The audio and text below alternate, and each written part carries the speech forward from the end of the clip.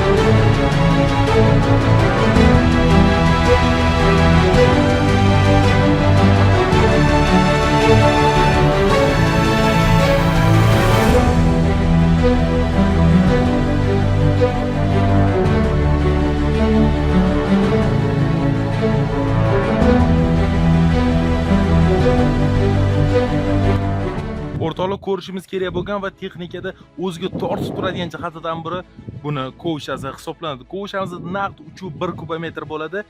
Ko'rishingiz mumkin. Mana bo'yimda katta, hozir yerdan ko'tarilgan hisobiga atak o'zi hayotda ham yaxshigina katta kovsha hisoblanadi. Zublari ham toshlarni maydalab, nima desa bo'ladi, porda torishgacha yetadigan kuchlari bor. Zublari ham anchagina baquvvat. Karyer zonalarida yoki bo'lsa katta yo'l qurilishida bilsanglar tog'larni chetga qo'llanishi mumkin. Toshli joylarda kichkina ekskavatorlar ishlay olmaydi. Bular bo'lsa bemalol katta samovarlarni 2-3 ta kovsha bilan to'ldirib beradi. Mana shu anchagina katta kovsh hisoblanadi. Zubni ko'rasizlar ham qo'lim bilan solishtiryapman.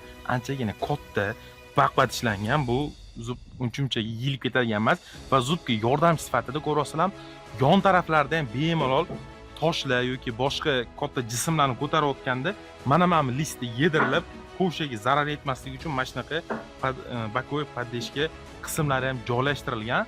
List ko'rasizlar ham qalinligini. Kamida 3 dan qalin bu. Tur, kamida tur. Agarda 5 bo'lmasa, listni yaxshi tushunadiganlar aytinglar, o'zi bu qanaqa listdan bo'ladi bu? Men to'g'risini aytsam, haqida ma'lumotga ega emasman, lekin anchagina qalin. Yetishyapti, keyin mutaxassis mexaniklar aytishdi, toshga bu metall yedirilmaydi. Ya'ni toshlarga anchagina chidab beradi va kamiga bunaqa bokovoy poddeshkalar qo'yilgan bo'lsa, endi o'zingizlar bilishingiz mumkin. Yana qisqa ko'radigan joylar yonida o'zini mana XMG ni pechatlari bilan zavodskoy. Ko'rasizlar, bu qo'shimcha qo'shilmagan. XMG zavoddan mana shunaqa pechati bilan chiqqan zavodskoy o'zini kovshasi. Kovsha anchagina katta.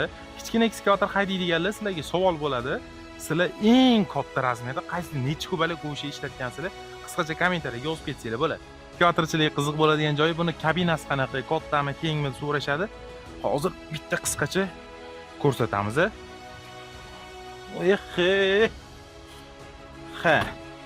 Kabinasi menimcha boshqa ekskavatorlardan anchagina keng, ishlashga qulay, mana bemalol suyanib yotib ishlasa bo'ladi. Har doimgidek bunda gusenica bo'lgandan keyin rul bo'lmaydi. Gusenichli ekskavator, kolosniklarda bu yerda odatda rul turadi. Bu yerda xuddi shunaqa ikkita gusenitsalarni boshqaradigan rechagi bor. Oyoq endi ko'pincha ishlayotgan paytda munga qo'yib ishlashadi, ya'ni ekskavator harakatlantirish uchun. Asosiy bu qo'lda boshqariladi. Buni o'zingizga tortsanglar orqaga yuradi, oldinga yetarsanglar oldinga yuradi. Burilish ham xuddi shunaqa.